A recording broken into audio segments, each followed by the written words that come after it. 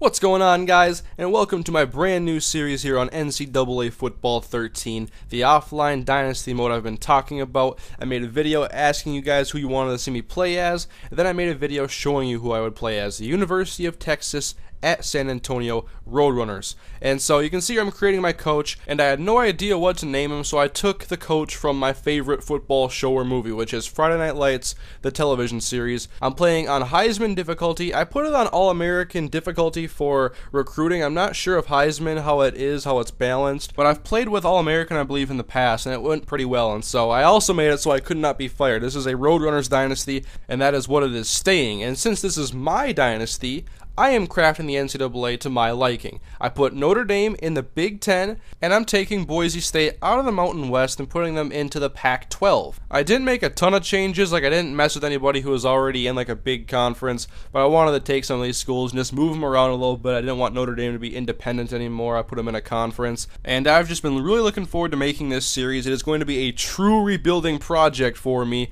playing on Heisman difficulty. I'm really looking forward to it. And first things first, I'm not staying in the WAC conference. I was reading that they're going to be moving anyways to the Conference USA in 2013, so I'll just do it right now. And then I decided to move Navy into the Big East, leaving only BYU and Army as the independents. I didn't mess with anything more, besides putting myself into the eastern part of Conference USA, not the western part, which would probably make more sense because I just like those opponents more on that side. And so then I went to the BCS Bowls. I made it so there's no more automatic qualifiers. Pretty much everything's a free-for-all now as far as the BCS Bowls go, those big ones. No more automatic qualifiers. And so University of Texas at San Antonio Dynasty is underway, guys. I've made it a little bit personal for me. I moved conferences, and I'm in Conference USA, and now I'm in the mode here, and I'm changing around my schedule. And one thing I do not want to bring you guys is I don't want to bring you a single game against an FCS opponent. I want to actually have a decent schedule against some tough teams every now and then, because I think you guys will enjoy that more, and I'll definitely enjoy playing that more. I love a challenge. I don't back away from it in these video games. And so, first game of the year, guys, is going to be against the Minnesota Gophers, a Big Ten team,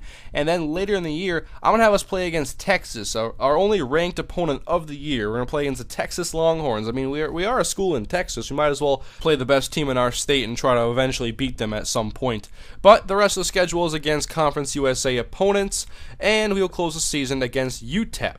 So I hope you guys enjoy that schedule and like that I actually mixed it up a little bit and put some different opponents on there. I really did not like the schedule when I was in the WAC. That was a horrible schedule against like 6 FCS teams. I tested that out last night when I wanted to build this. And then here you can see my roster. I was going through actually redshirting, and one of the nice things about Texas at San Antonio at least is there's not very many seniors. I don't have to worry about getting in so many recruits right now at this point. I can kind of just see what I have and take it slowly to begin this. And one of the things I've done in the past when I've played Dynasty is I write down the positions where I have a senior starting, and right now I only have 3: right guard, left end, and punter, so I don't have to worry about a ton.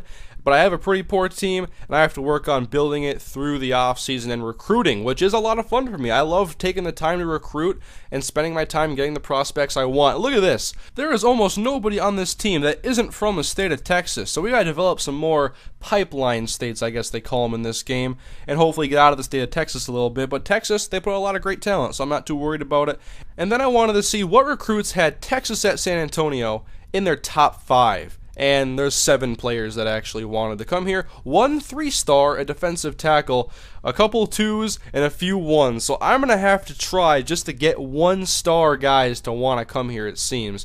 I don't really need a whole lot this offseason, and hopefully I can get some wins that can build up my program a little bit. But, man, this was tough. I had to look at all the running backs here to find out somebody I wanted. A 2-star, took Oscar Bridges, put him onto my recruiting board. And I wasn't going to go for 35 guys on here. I kind of just wanted to look at about 20, 25, make my sample size smaller so I can focus on a smaller number of players and hopefully get the ones that I want and not miss out on too many of them. And you can see I just don't have a lot to really say to my recruits when I'm talking to them besides, hey, proximity to home is great. You live right here in Texas. So, yeah, I got my work cut out for me. I mean, I got 26 players here that I'm looking at, and then the game goes and just assigns you more if there is any free space. I kind of wish they didn't, but it's all right, I guess. And so Oscar Bridges was one of the guys I was really looking at, and I started to scout him here. You can see this in action for the first time. I gave him the max scouting I can do in 1 week, which is 60 minutes, and I found he has 87 speed. I can live with that. Our current starter has 83 speed,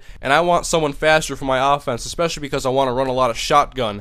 And then I'm looking at Jamal Carter, Johnny Carter, receivers. I got to get some good talent all the way across the board. I mean, I'm basically looking at best player available at any position.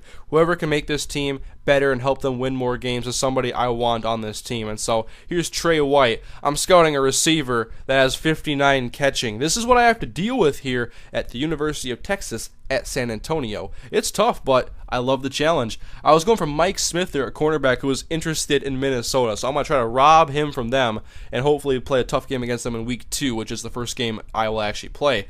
And then here's Sean Hunter, a linebacker, had some pretty good stats, but here was a guy I was really looking at, probably my number 1 prospect right now, Fred Arnold, middle linebacker, 70-man, 75 zone. That right there had me excited. 75 block shedding as well. And so I spent a lot of time recruiting in this morning, guys. I had to do the week 1 recruiting, actually the preseason recruiting, then week 1, and I did week 2 because that was the first week I would actually play. And so I spent over an hour working on this. 81 speed for Fred Arnold. I'm going all in on this guy. A 2-star prospect.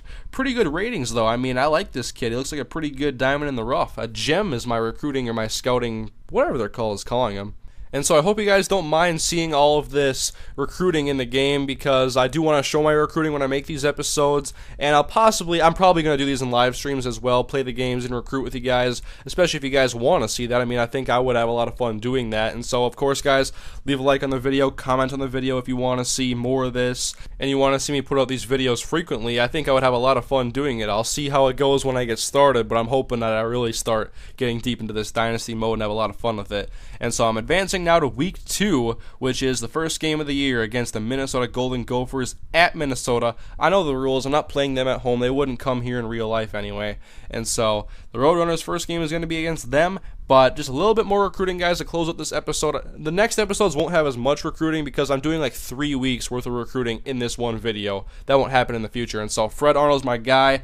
I have some work to do, but I schedule a visit for him. I offer him a scholarship because I want this guy to help anchor my defense for the future. And then we look here at Michael Palmer, a defensive end, and I offered him a scholarship, and I officially have my first commit to the University of Texas at San Antonio Roadrunners. He accepted it right away. He was very happy, and you can see what I get here. I get a 2-star defensive end with not very good ratings. That 72 block shedding is kind of the best thing I'm looking at there.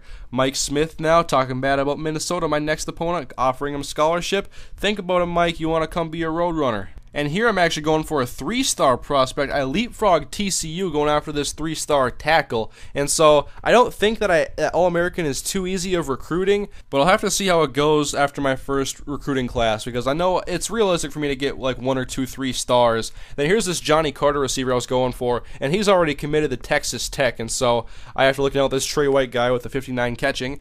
And then I didn't get any more commits in this episode, guys, but I thought I made some very good progress towards the guys that I want, and hopefully I get some solid players to come, and then I can start building this team in the offseason. But I can't forget, I still have to play this year. I can't just look ahead to the future this entire time. I got 12 games to play this year. I got to work on building this program now as well with a very weak roster, a lot of work to do. I'm excited though, guys. I hope you are too. Once again, please leave a like on the video if you enjoyed it and you want to see a lot more Texas at San Antonio Roadrunners Dynasty. I'm looking forward to bringing these episodes, guys. The first game will be in the next episode against the Minnesota Golden Gophers, and so subscribe if you're new to the channel. Thank you guys for watching, and I'll see you guys next time.